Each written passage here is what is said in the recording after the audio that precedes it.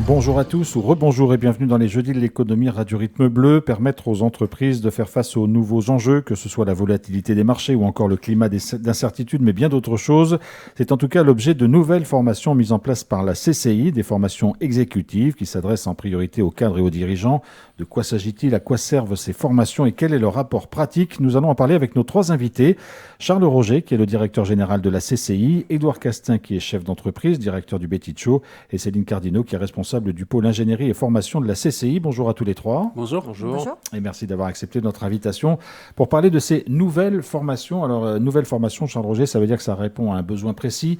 Quel est le périmètre de ces formations? À qui s'adressent-elles? Principalement aux cadres dirigeants? C'est ça.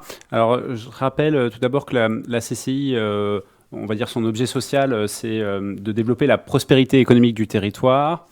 Et aujourd'hui, un des axes pour développer la prospérité économique du territoire, c'est de faire en sorte que les entreprises aient des personnes qui soient performantes dans leur structure.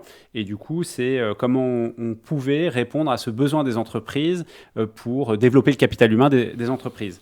Et quand on a regardé le besoin des entreprises, on s'est assez vite rendu compte qu'il y avait un besoin sur, on va dire, le niveau cadre dirigeant, qui était un marché qui était insuffisamment couvert en Calédonie. Et donc, c'est bien ce produit-là qu'on vient mettre sur le marché, qui vient compléter notre offre de formation initiale avec notre GC et notre CFA, et notre formation professionnelle continue qu'on dispense depuis des décennies. Alors, ce sont des formations qui ont déjà débuté. Il y a déjà eu des expérimentations, non, mais des premières formations dispensées? Alors, tout à fait. Ça a commencé dès 2022. Et puis là, il y a une session qui est en cours en ce moment, avec une formatrice qui est certifiée HEC, et donc qui est sur le territoire, qui connaît bien le territoire. Elle s'appelle Christine Castan, puisque je crois que c'est au moins sa 5e venue sur le territoire.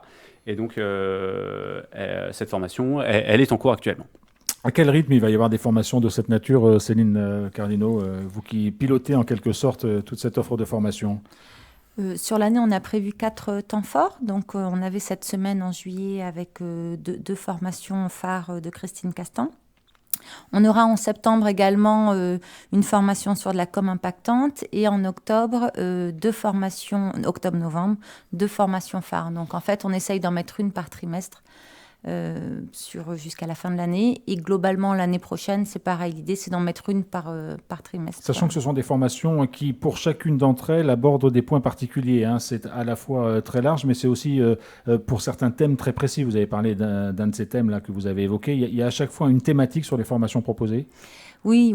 En fait, on est allé interroger les chefs d'entreprise pour savoir de quoi est-ce qu'ils avaient besoin en termes de formation. On a bien compris que tout ce qui était formation métier, ils s'en occupaient. Par contre, on a des thématiques très transversales comme le leadership, l'innovation, la communication, et puis bientôt tout un tas d'autres sujets qui permettent de regrouper tout le monde. Ça, c'est important, Charles Roger, d'avoir écouté les besoins aussi des entreprises pour répondre le mieux possible à leurs attentes dans ce monde qui bouge beaucoup.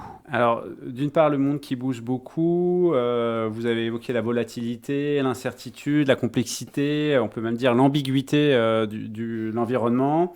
Et donc, nous, c'était important de mettre des formations qui répondent à ces enjeux, donc des formations un peu innovantes, disruptives, inspirantes pour les chefs d'entreprise. À notre époque, on a besoin d'être inspirants, mais aussi pragmatiques pour répondre aux problèmes du quotidien. Et donc, oui, ces formations, elles viennent répondre à ces enjeux. Et on a interrogé, on a constitué, on va dire, un espèce de club des plus gros employeurs de la place. Donc on peut citer quelques-unes de ces entreprises. On a Enercal, Engie, Ercalin, Prony Resources, les métallurgistes, et puis bien d'autres. Et en fait, on essaye de réfléchir ensemble à leurs besoins communs qui peut être adressé. Et derrière, nous, on va chercher en métropole ou ailleurs les pointures qui vont pouvoir permettre d'inspirer notre capital humain. Alors, on va prendre un exemple très concret, puisque Édouard Castin, le directeur du Betticho, est avec nous sur ce plateau. Vous avez participé à des formations organisées par la CCI, à ces fameuses formations exécutives. Pourquoi vous avez fait ce choix et comment ça s'est déroulé? Enfin voilà, quels sont les apports que vous avez constatés auprès de vos équipes?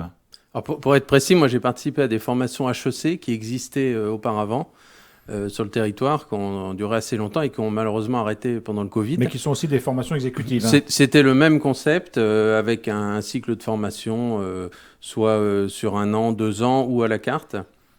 Alors moi je l'ai fait personnellement, ça m'a beaucoup apporté, ça permet de prendre du recul, d'être aussi en échange avec d'autres collègues du territoire et puis d'avoir un petit peu un vent de nouveautés qui arrivent de métropole ou d'ailleurs avec généralement des professeurs de haut niveau. Suite à ça, on avait fondé un club pour se regrouper justement entre personnes qui avaient fait ces formations et profiter de l'avenue des professeurs pour faire des conférences. Ça fonctionnait assez bien. Le Covid a tout arrêté et c'est vrai qu'on a sollicité la CCI entre autres pour essayer de remonter quelque chose parce que ça répond vraiment à un besoin en Calédonie. Je dirais sur 2 plans. Il y en a un, c'est quand on a des collaborateurs qu'on fait progresser dans l'entreprise, qui entament un parcours interne et qui à certains moments ont besoin de se former, de compléter leur parcours initial. Et puis ça répond aussi à des besoins ponctuels. Comme vous disiez, on est dans une économie assez dynamique, pour être modeste. Ce qui est un mot qui regroupe beaucoup de choses. Mais... Voilà. Et de temps en temps, alors à la fois dans les nouvelles façons de faire, les nouveaux projets, etc. Et ça permet aussi de faire venir des gens spécialisés dans des domaines qu'on ne trouve pas forcément ici, qui montent des formations adéquates pour des points précis, hein. Voilà, donc c'est une offre de formation importante pour les entreprises. Mais est-ce que vous, personnellement, avec cette formation que vous avez suivie, ça a changé peut-être votre regard sur l'entreprise, sur la façon de l'organiser? Ça vous a ouvert des pistes d'idées sur des innovations possibles? Est-ce que c'est un apport aussi de cette nature? Est-ce que ça vous libère l'esprit? Oui, c'est enrichissant. Ça permet aussi de prendre du recul sur la façon dont on manage. Moi, j'ai un parcours complètement... atypique? Non, pas atypique, mais j'ai pas fait des études longues. Donc je me suis formé et je suis un défenseur de la formation continue. Je pense que c'est très intéressant de mixer le concret de l'entreprise, les difficultés, avec ce qu'apporte un formateur ou une formation au fil de l'eau. Moi, ça m'a permis de prendre du recul aussi par rapport... à l'époque, j'étais dans une entreprise qui était aussi assez dynamique, pour reprendre le terme. C'était Goro Nickel, Vallée, etc. Et ça permettait aussi de sortir un peu du contexte quand on part 2 jours en formation. Il y a des choses qu'on fait, c'est un peu comme Monsieur Jourdan, on fait de la prose sans le savoir, permet de remettre les choses en perspective et aussi d'apprendre des nouvelles choses, de combler une partie des manques qu'on n'a peut-être pas eu pendant la formation initiale. Donc après, vous voyez la gestion de l'entreprise d'une manière un peu différente. Alors, la grande difficulté de la formation, en général, de la formation continue, c'est que quand on reprend son boulot, il ne faut pas se laisser complètement submerger par le quotidien. Et alors, pendant une semaine, on est à fond, on va faire ci, on va faire ça, on va tout changer. Et puis, au bout de 15 jours, on est dans les tracas quotidiens et on oublie ce qu'on a appris. Donc ça, c'est vraiment la clé, c'est d'arriver à maintenir cette intention initiale de continuer à modifier des choses, à améliorer le fonctionnement de l'entreprise. Alors ce type de formation est très importante, Charles Roger, d'autant plus qu'on peut dire aujourd'hui qu'il n'y a pas de profil type de chef d'entreprise. C'est vraiment l'entreprise qui décide finalement du profil de celui qui la dirige et que voilà, il n'y a plus de formation absolue, les gens ont des parcours très différents. Enfin, on est dans un monde qui a beaucoup évolué au niveau des chefs d'entreprise. Oui, tout à fait. Et puis alors en Calédonie peut-être encore plus qu'ailleurs où... on est une île avec 270 000 habitants et puis il faut savoir un peu tout faire et souvent on l'apprend sur le tas. Et donc c'est le cas aussi pour les chefs d'entreprise. Et donc moi je voulais rebondir sur ce que disait Édouard parce que cette formation elle apporte à la fois par ce qu'apporte le formateur qui a lui sans doute vu, appris et expérimenter des choses sur un territoire beaucoup plus grand, avec des chefs d'entreprise de l'extérieur qui ont parfois un temps d'avance, parce que plus de moyens, parce qu'un peu plus dans l'innovation.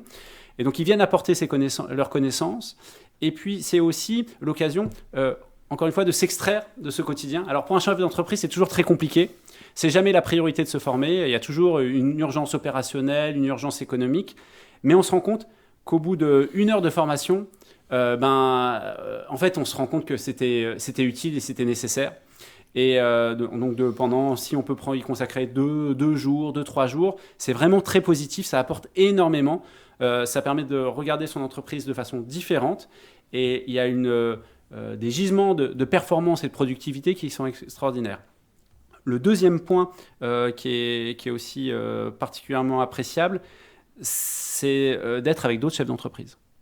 Et parce que ce regard croisé permet souvent, il y a un autre chef d'entreprise qui a déjà rencontré la problématique, qui l'a appréhendée d'une certaine façon, ou simplement par les questions qu'il va poser dans les difficultés qu'on rencontre, et ça nous permet de regarder notre situation un peu différemment. Et puis ça crée du réseau, ça crée du lien, ça crée des facilités éventuellement des affaires. Voilà. Donc moi je trouve que sur ces 2 aspects-là, c'est vraiment très positif. Édouard Castin, en entendant ce que dit Charles Roger et puis en vous écoutant, on imagine que ce genre de formation profite évidemment aux chefs d'entreprise, mais aussi aux cadres qui l'entourent, aux personnes qui sont amenées à diriger avec lui. Alors forcément, et Charles Roger vient de le dire, c'est compliqué pour une entreprise de s'investir dans la formation, d'y aller à plusieurs, mais ça vaut le coup. Enfin, vous pensez que les différentes entreprises doivent s'organiser pour permettre cela ? Il y a vraiment un truc qu'il faut retenir, c'est que la formation, c'est pas un coût, c'est un investissement. Et c'est un investissement sur l'avenir, sur vos collaborateurs. Il faut arrêter de voir la formation comme une charge. Non, ça permet aux gens de progresser, de se développer. Ça permet aussi aux gens de se remotiver parfois, parce que quand vous faites le même métier depuis un certain temps, de temps en temps, une bonne séance de formation, ça vous remotive, ça vous redonne des idées. Et c'est très important de pouvoir proposer à ses collaborateurs au sens large, les cadres, mais les non-cadres aussi, des formations pour sans arrêt améliorer. Et au bout du compte, c'est l'efficacité de l'entreprise qui est améliorée. Donc de ce côté-là, je pense que c'est un effort qui doit être poursuivi.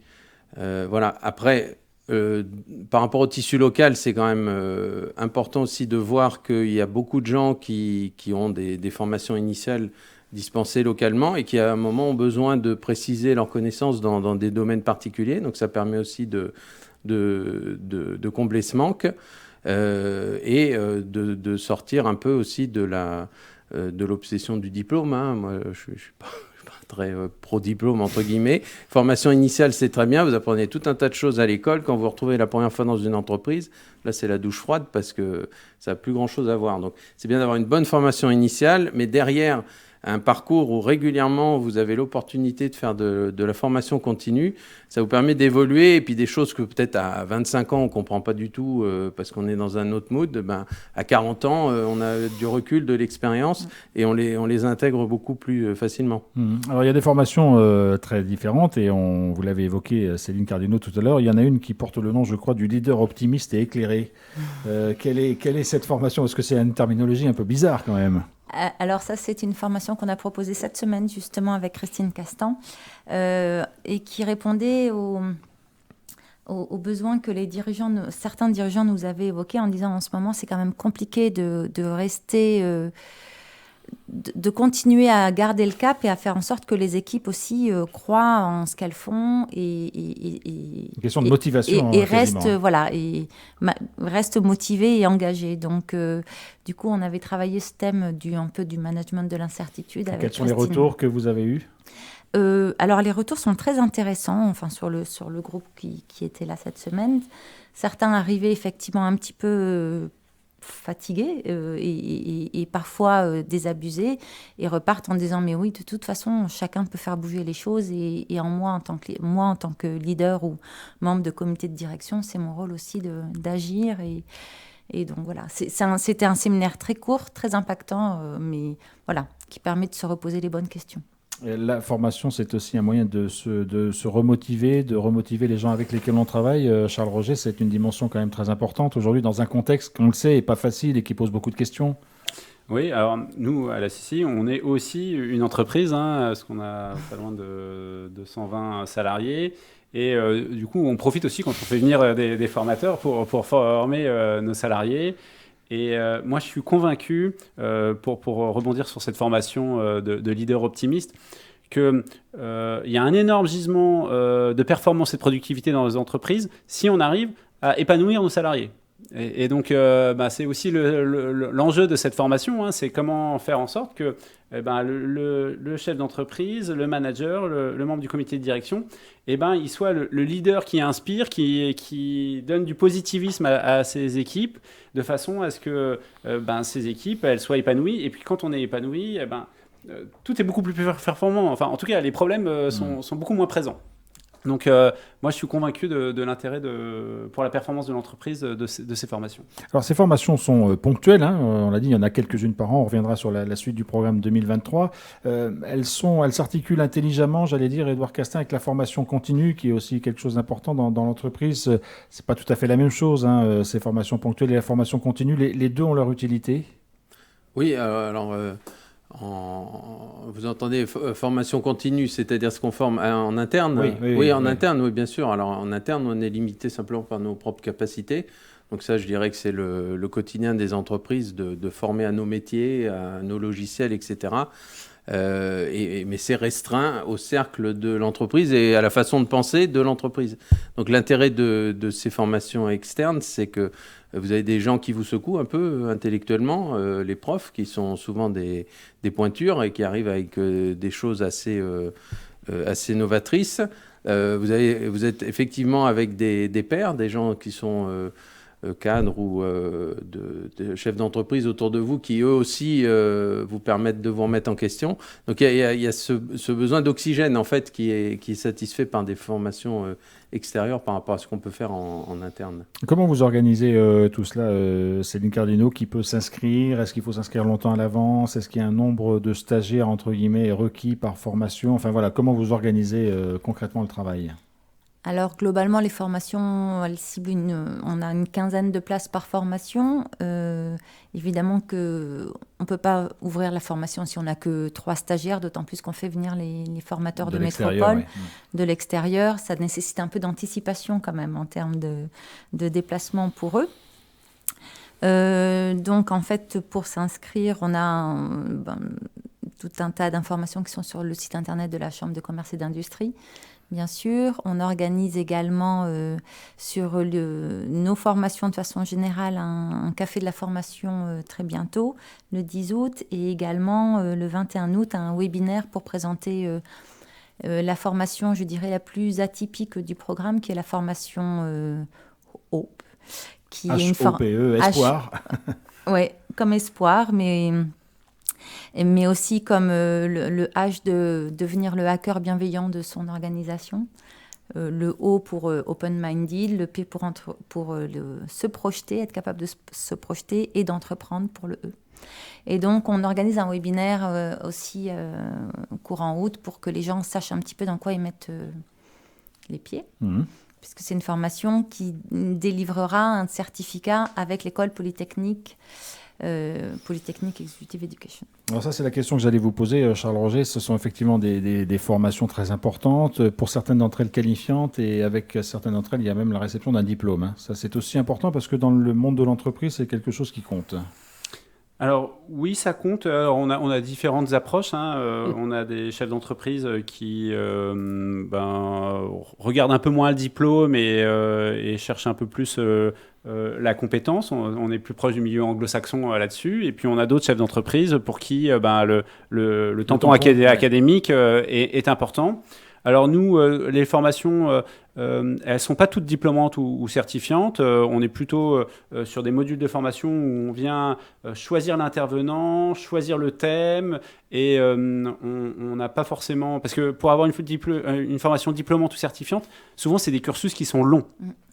Et nous, ce n'était pas le besoin qui était exprimé par les entreprises. Les entreprises, elles avaient besoin de pouvoir s'absenter. Elles ne souhaitaient pas forcément s'engager sur des cursus qui allaient durer. Qui sont difficiles à tenir. Ce n'était pas le besoin qui était exprimé. Donc nous, ce n'est pas comme ça qu'on y a répondu. Là, il se trouve qu'on a la formation qui va être certifiante. Mais ce n'est pas l'objectif premier. Voilà, je voulais ajouter quelque chose sur cet apport extérieur. il est, en fait, là où on se distingue par rapport à la formation professionnelle continue, la formation professionnelle continue, il y en a beaucoup en Nouvelle-Calédonie. Il y a beaucoup d'organismes de formation, la CCI en est un parmi d'autres, et qui répond, on va dire qu'on a une cartographie des organismes de formation qui est d'un très bon niveau en Nouvelle-Calédonie. Là, on vient répondre à un segment qui n'était pas adressé ou qui était insuffisamment adressé. Je veux pas... on a un de nos confrères, Xavier Mouliès, qui lui travaille avec l'ESSEC et Supélec, qui font un très bon travail. Nous, on envoie nos étudiants et tout ça, donc j'en profite pour lui faire aussi un peu de pub. Mais on va dire que ça ne répondait pas à l'ensemble du besoin. Et donc, nous, on vient couvrir un besoin qui n'était pas couvert, qui était vraiment sur la strate cadre dirigeant. Et directeur. Et pour ça, on fait venir des professeurs de métropole. Alors, certaines de ces formations ont commencé. La démarche est nouvelle. Vous allez dresser un petit bilan dans un moment. Vous regarderez un petit peu si ça a bien répondu aux besoins. Vous pourriez éventuellement adapter, orienter un petit peu ces formations en fonction des retours que vous aurez. Et exactement. C'est l'objectif de ce club qu'on a mis en place de façon à être en amélioration continue en permanence. Donc à chaque fois, on vient. L'idée, c'est de les rencontrer une fois tous les trimestres à peu près, ce club, à la fois pour recueillir leurs besoins, leur proposer les voies qu'on a identifiées pour répondre à ce besoin, et puis derrière faire des retours d'expérience de façon à ce que ce processus il soit toujours, comme tout ce que fait la Chambre, le plus collé aux besoins des entreprises. Merci beaucoup à tous les trois d'être venus nous parler de ces formations exécutives mises en place par la CCI avec, on l'a bien compris, toutes les informations et les renseignements disponibles sur le site de la CCI pour ceux qui souhaitent en savoir plus. Merci à tous les trois d'avoir été sur ce plateau.